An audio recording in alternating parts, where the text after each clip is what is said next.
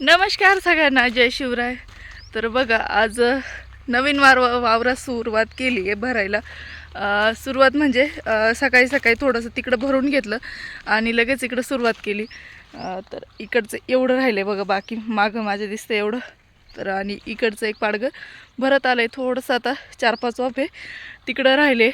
तर त्या वावराचे आपण असं धरलं होतं की 1.5 दिवसात होईल भरायचं, पण ते 1.5 दिवसात नाही झालं, त्याला पूर्ण 2 दिवस लागले.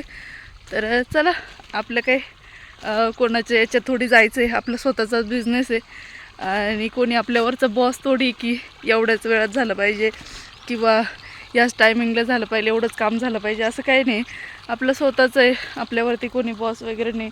आपणच इथले मालक आणि इथले आपणच नोकर, त्याच्यामुळं काही ताण नाही. चालू आहे आता भरायचं.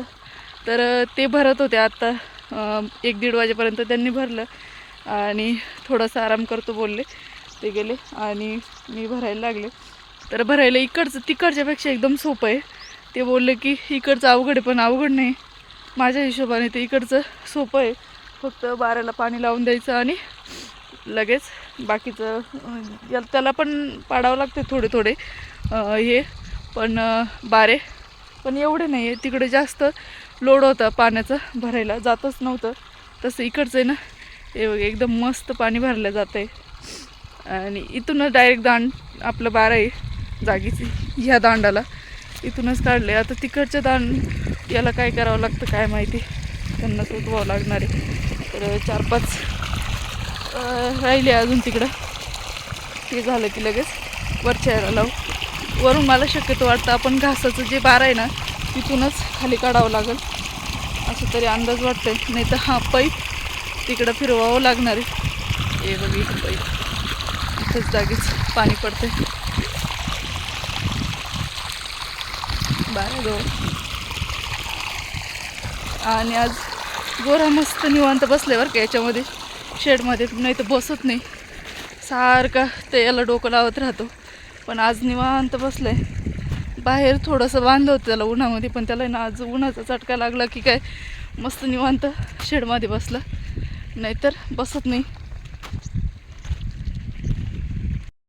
तर हे बघा, पाणी भरतच होते तेवढ्यात लाईट गेली आणि मला लगेच गावाजवळच्या शेताजवळ यावं लागलं मोटर चालू करायला.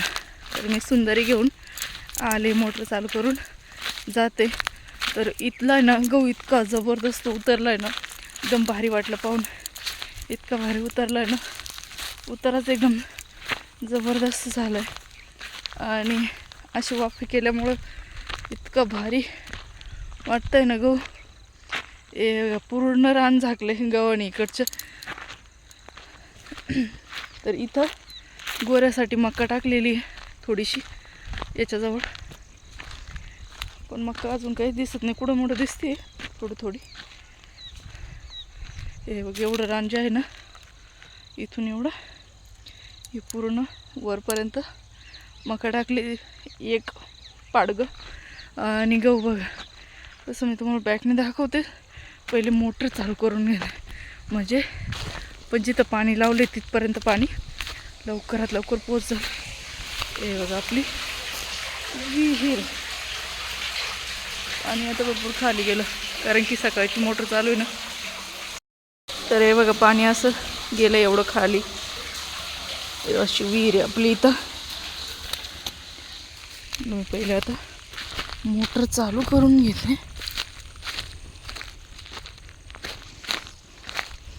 मग तुम्हाला गहू दाखवते.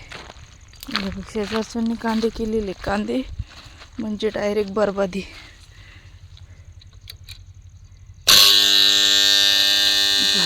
चालू हे बघा, आपला गहू एकदम भारी आणि एकदम जबरदस्त गहू उतरलेला आहे. असं दाखवते म्हणजे, पण असं पेरलेलं आहे ना इकडनं. हे बघा कसं उतरलं आहे, पूर्ण लाईनच्या लाईन एकदम गच्च भरलेलं आहे बघा. दिसतोय का? इथलं आपलं गावाजवळचं पूर्ण असं परिसर. तर मी गाडी जी आहे ती रस्त्यावरती लावली आहे आतमध्ये यायला आपल्याला रस्ता नाही आहे आपल्या वावरापर्यंत यायला. शेजारच्यानं मक्का केलेली आहे. इथं गहू, साय गहू.